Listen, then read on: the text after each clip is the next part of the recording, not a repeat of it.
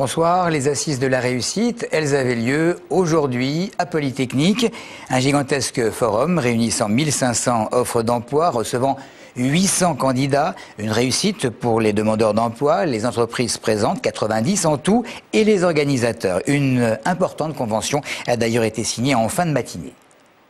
C'est mieux que déposer un CV, une lettre de motivation, parce qu'on ne sait jamais si on nous rappeler ou pas. Là au moins tout de suite on sait s'il y a tout de suite une bonne approche, s'il y a eu le feeling ou pas.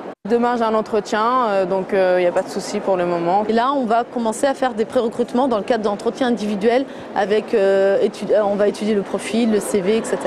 Là, on a un certain nombre de jeunes qui sont repartis satisfaits et en l'occurrence motivés parce qu'ils ont vu qu'effectivement il y avait de l'offre d'emploi. Je pense qu'effectivement on aura quelque chose à améliorer, mais c'est vrai que par les temps qui courent, réussir les assises de la réussite, je trouve que c'est pas si mal que ça.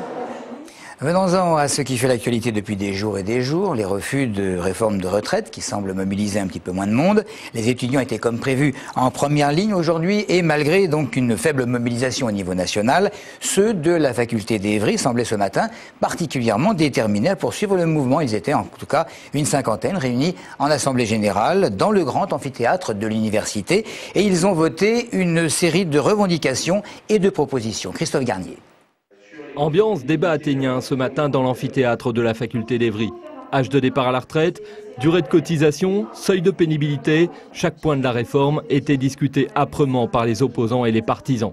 Parmi toutes les revendications et toutes les propositions qui ont été faites, deux en particulier ont suscité notre attention.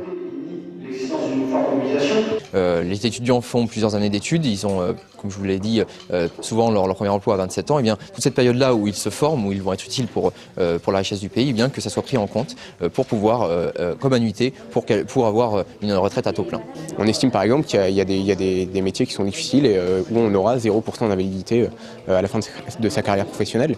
Le stress, par exemple, semblait ce matin un facteur de pénibilité aux yeux des étudiants. Mais par-delà le fond de la réforme, la violence autour des manifestations et sa répression ont particulièrement affecté les participants.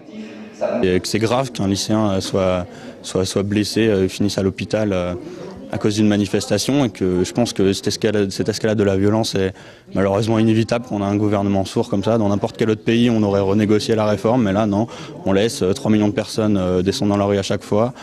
Quelque part, les administrations lycéennes jouent le jeu en fait, du gouvernement de laisser la responsabilité aux forces de l'ordre qui n'attendent qu'une seule chose aujourd'hui, c'est qu'il y ait des débordements et de pouvoir tirer, gazer les lycéens, les matraquer. Aucun blocage n'a été voté pour l'instant, mais cet après-midi, une dizaine d'étudiants d'Evry comptaient se rendre à la raffinerie de Grand-Puy. Les autres étaient devant le Sénat et ont écrit à Manuel Valls dans l'espoir de se faire entendre. L'actualité de ces jours derniers, notamment marquée par la quête du carburant, le nerf de la guerre, a expliqué un syndicaliste présent ce matin devant le dépôt de Viry-Châtillon-Grigny pour empêcher les camions d'y pénétrer.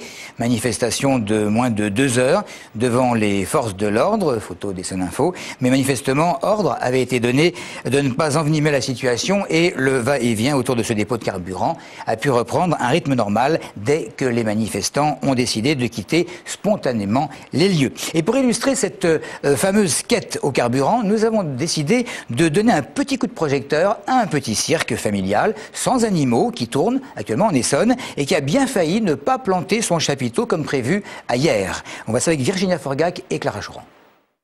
C'est un tout jeune cirque qui s'installe à Hyères jusqu'à dimanche. Le Rudy Liata Circus est né en juin dernier. Ici, on est artiste de génération en génération.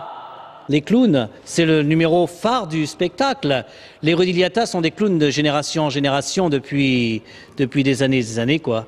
Et les Rudy Liata ont pris la relève de leurs parents et ce sont d'excellents clowns. Après avoir été clowns au cirque Pinder en 2008 et 2009, eh bien ils ont créé leur propre cirque et vous trouvez sous leur chapiteau. Soyez tous et tous les bienvenus.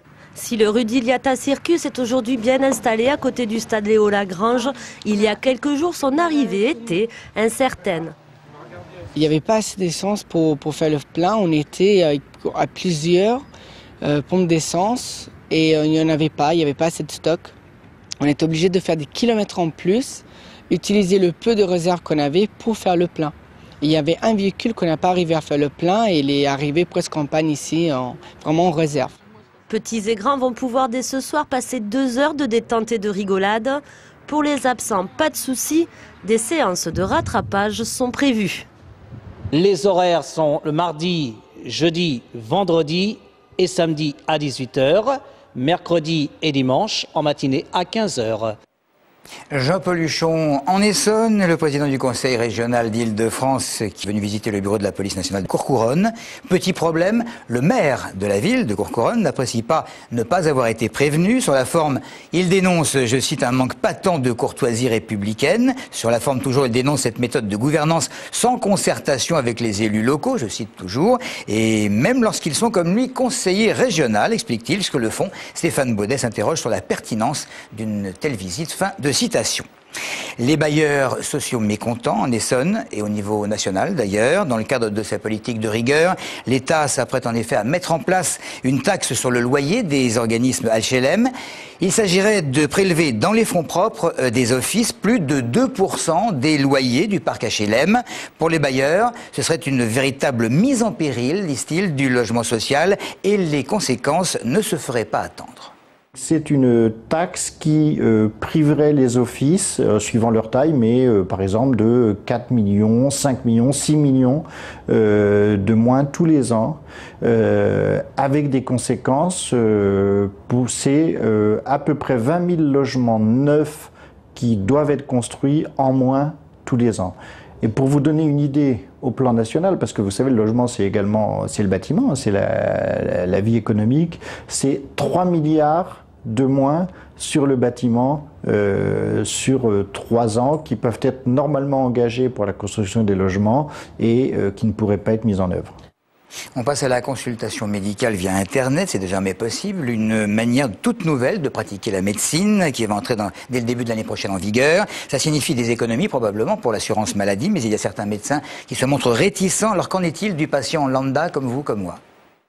Ah non, c'est une connerie. On va voir comment il va faire le médecin pour consulter un client sur Internet. Je vais voir mon médecin personnel.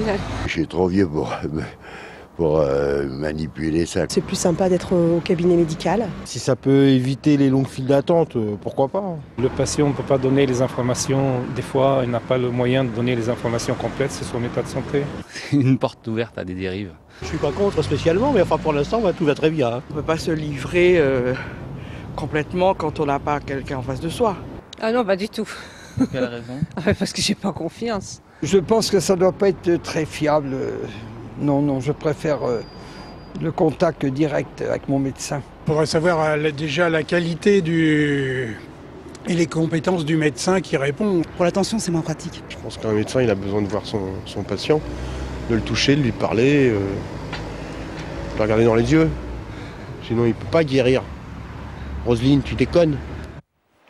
Le conseil municipal de Janvry a voté favorablement pour le rattachement de la commune au parc naturel régional de la vallée de Chevreuse. Créé en 85, c'était à l'époque le premier parc régional d'Île-de-France qui regroupait une vingtaine de communes. Aujourd'hui, il y en a près de 60, une quarantaine d'autres. Courson, Montloup, Forges-les-Bains, encore Saint-Jean-de-Beauregard en Essonne doivent se prononcer et décider si elles désirent rejoindre ou non cet espace. Un parc naturel, c'est pas du tout des contraintes, c'est des ambitions et on partage ces ambitions-là. Donc on pense qu'il n'y a pas une fatalité à bétonner, qu'il n'y a pas une fatalité à faire des zones industrielles dégueulasses et que donc l'idée du parc naturel avec tout ce que ça comporte nous paraît intéressante. Voilà.